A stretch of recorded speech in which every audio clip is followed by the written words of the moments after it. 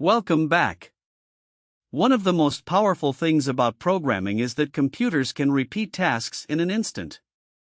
What would take you an hour to do by hand, Python can do in milliseconds. Today you will learn about loops, which let you run the same code over and over. Let's look at the code. The first example is a for loop using range.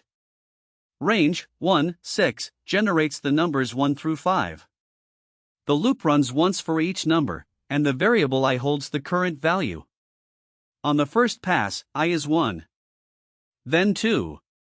Then 3. All the way to 5.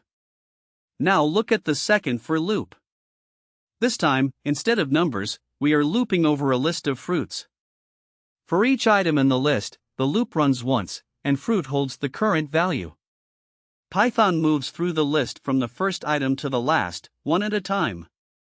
This is how you process every item in a collection without writing repetitive code. Now look at the while loop. A while loop keeps running as long as a condition is true. Here, count starts at 0. The loop runs while count is less than 3. Each time through, we print count and increase it by 1 using plus equals. Once count reaches 3, the condition becomes false, and the loop stops. Be careful with while loops.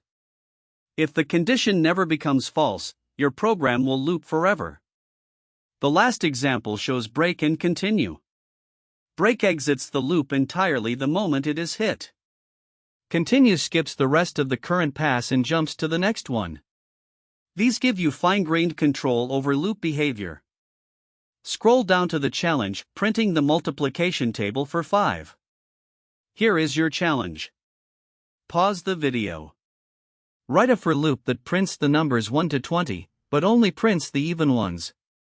Hint: use the modulus operator from Lesson 4. See you in Lesson 7.